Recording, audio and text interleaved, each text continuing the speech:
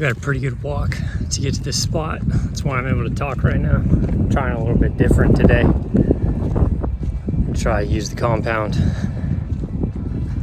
I think I know right where they're gonna be. I found a really good bedding area. So I'm gonna go pretty much straight there and just kind of find a good spot, and then that's where we'll be. It's a good idea to always draw your bow back at least once, even if you have checked it the night before, just to make sure your peep is aligned and everything. So I've done a video on this sight. It's the Range Rover by Trulo, but it's a slider sight, and here I'm just setting it to 20 yards. With how thick all this brush is, there's no way I'm shooting farther than that. I'm just pointing out where I'm hearing noise. So the noises we were initially hearing ended up just being a group of really noisy birds, like abnormally noisy. But we moseyed up a little ways, and then we came across some big game animal noises. So the reason I was pointing to the left is because I initially heard the noises from straight on, but I was standing there for a while and they started moving towards the left. So I planned my approach, taking into account the wind, obviously.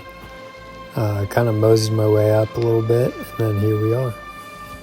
If you can hear how much noise my footsteps are making, that's the reason you get up at 5 a.m. and you hunt 6 to 9 instead of 10, because there's dewdrops on the ground, which makes the grass softer, so it's not going to crunch as much when you step on it.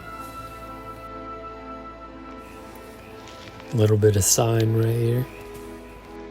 Now this part was actually super surprising.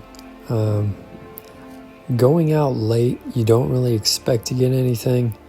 You just kind of make yourself do it anyways. And I turn my head, I look up, and there's a 300-pound hog.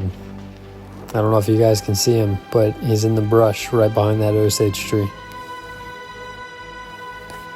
I was trying to walk ultra quiet because it's not very often you just stumble upon a hog like that. But by the time I get to the Osage, he's kind of tucked back into all this thick stuff right in front of us. We approached all the way to the red vines, and then the wind naturally kind of starts swirling whenever we're right out in the open. I know, right?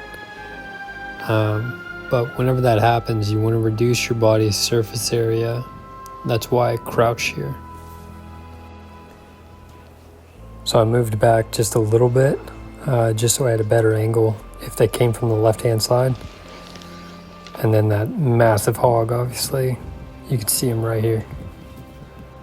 I held the draw for a little bit, hoping that one of those two big ones would kind of come back out. And then the wind swirled, and tragic ending. They smelled me, ran off. I didn't find him. So it's been a few days. As you can see, I'm editing the video that you're watching right now. And I'm still pissed that I didn't take that shot. But I'm trying to look at it from a couple points of view. So yes, we did stumble upon hogs. Does that happen often? No. Should we have taken that shot? Maybe. But the reason I didn't is because I was using mechanical broadheads.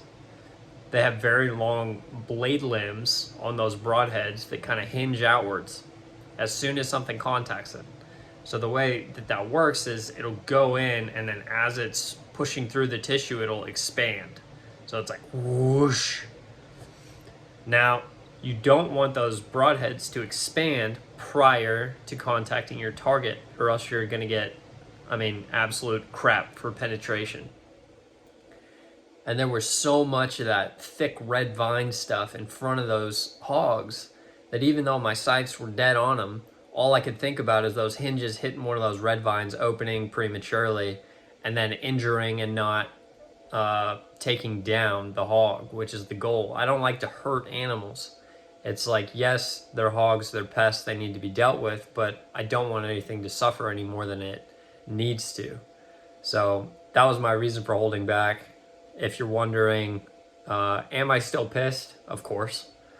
It's just, the way it goes, you know? Hunting is hunting. It's like you're going to have great experiences and sometimes things just don't work out, but you got to love it enough to keep going back. Just there's the reasoning there, and yeah, I guess all there is left is always remember, live what you love.